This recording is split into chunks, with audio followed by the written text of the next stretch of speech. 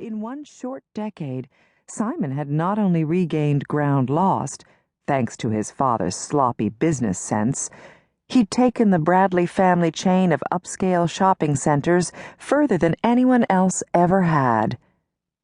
And he hadn't accomplished all of that by being distracted, not even by a pretty woman. "If you don't mind," he said, coming around his desk to escort her personally to the door, "I am rather busy today." She flashed him a full smile, and Simon felt his heart take an odd, hard lurch in his chest.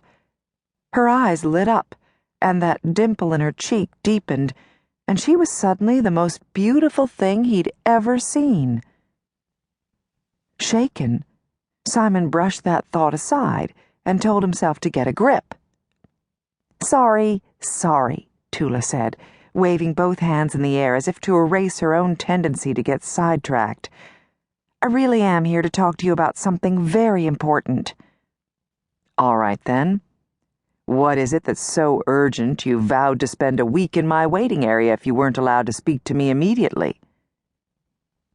She opened her mouth, shut it again, then suggested, "Maybe you should sit down." "Ms. Barrons." "Fine," she said with a shake of her head. "Your call, but don't say I didn't warn you." Pointedly, he glanced at his watch. "I get it," she told him. "Busy man. You want it, and you want it now. Okay, then. Here it is. Congratulations, Simon Bradley. You're a father." He stiffened, and any sense of courtesy went out the window along with his sense of bemused tolerance. "Your 5 minutes are up, Ms. Barrons." He took her elbow in a firm grip and steered her toward the door. Her much shorter legs were moving fast, trying to either keep up or slow him down, he wasn't sure which. Either way, it didn't make a difference to him. Beautiful or not, whatever game she was playing, it wasn't going to work. Simon was no one's father, and he damn well knew it. "Hey!" She finally dug the heels of her boots into the lush carpet and slowed his progress a bit. "Wait a second. Geez, overreact much?"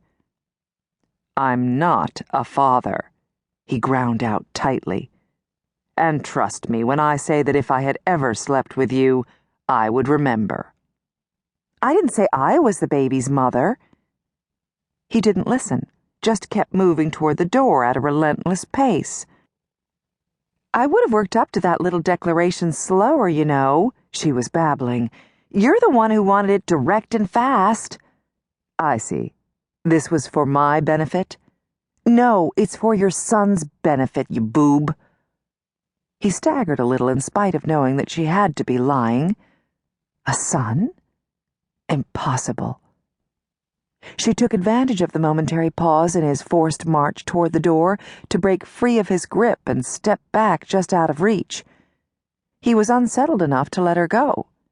He didn't know what she was trying to pull, but at the moment, her eyes looked soft but determined as she met his gaze. "I realize this is coming as a complete shock to you. Heck, it would be for anybody." Simon shook his head and narrowed his eyes on her. Enough of this.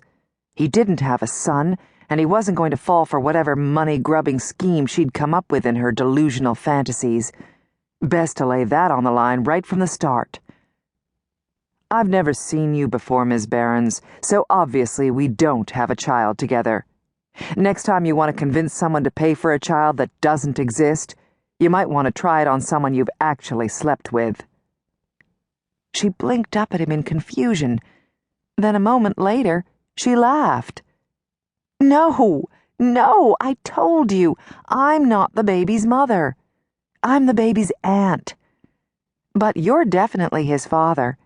Nathan has your eyes and even that stubborn chin of yours, which doesn't bode well, I suppose. But stubbornness can often be a good quality, don't you think? Nathan. The imaginary baby had a name. But that didn't make any of the situation real. "This is insane," he told her. "You're obviously after something, so why not just..."